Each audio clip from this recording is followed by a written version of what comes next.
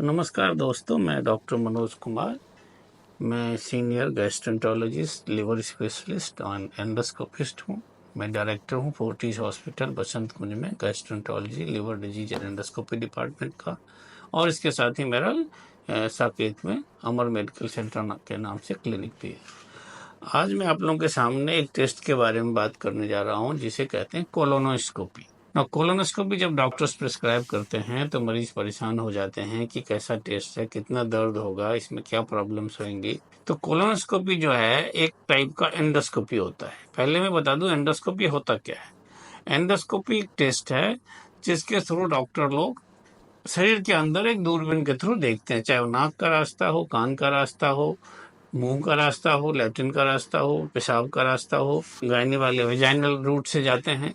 तो एंडोस्कोपी से लोग देखते हैं अंदर क्या क्या बीमारियां हैं अंदर। इसके साथ साथ एंडोस्कोपी से बहुत तरह के इलाज भी हो सकते हैं। नाउ जो हम आज कोलोनोस्कोपी की बात कर रहे हैं उसमें हम लोग लैट्रिन के रास्ते जाते हैं और ये पूरी बड़ी आंत को जांच करके छोटी आंत तक देखते हैं। तो ये जो टेस्ट होता है कोलोनोस्कोपी, इसमें हम दूरबीन को नीचे से लैट्रिन के रास्ते डालते हैं और यहाँ से होते हुए यहाँ से लेकर के बड़ी आंत की जांच, पूरी बड़ी आंत की जांच करते हैं। और यहाँ बड़ी आंत और छोटी आंत का जंक्शन होता है, यही एक अपेंडिक्स होता है जिसके बारे में बहुत सुना होगा। और यहाँ से हम कुछ दूर अंदर जाकर के छोटी आंत को भी देख सकते हैं। तो ये पूरा टेस्ट जो होता है ये कोलोनोस्कोपी होता है। तो ये जो टेस्ट होता है कोलोनोस्कोपी डॉक्टर लोग किस कंडीशन में प्रेस्क्राइब करते हैं कि कौन सी डिजीजेज होती हैं जिसमें कि कोलोनोस्कोपी कराना चाहिए आदमी को। पेशेंट को लैट्रिन के रास्ते ब्लड आ रहा हो, लूज मोशन हो रहा हो जिसमें हम लोग कोलाइटिस सस्पेक्ट करते हैं, पेट में दर्द हो रहा हो, कई बार उसमें आंत की टीबी सस्पेक्ट करते हैं, आंत का कैंसर हो सकता हो। तो ये सब बीमारियों में डॉक्टर जो है कोलोनोस्कोपी प्रिस्क्राइब करते हैं।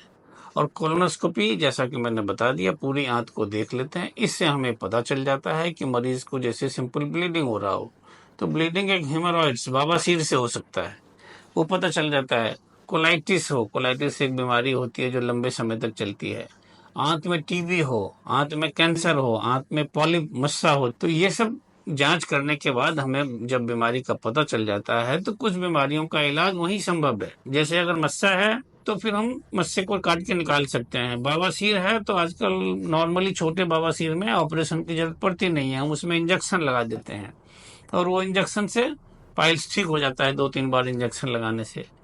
अगर टीबी का सस्पिशन है, कैंसर का सस्पिशन है, तो हम वहां से बायोप्सी लेते हैं और बायोप्सी का पैथोलॉजिकल टेस्ट होता है जिससे कि कंफर्म होता कि पेशेंट को कैंसर है या टीबी है या कोलाइटिस है। तो ये कोलोनोस्कोपी टेस्ट जो बहुत ही इंपॉर्टेंट टेस्ट है जिससे बहुत तरह की बीमारियों का इलाज होता है। पेशेंट को इससे घबराने की जरूरत नहीं है।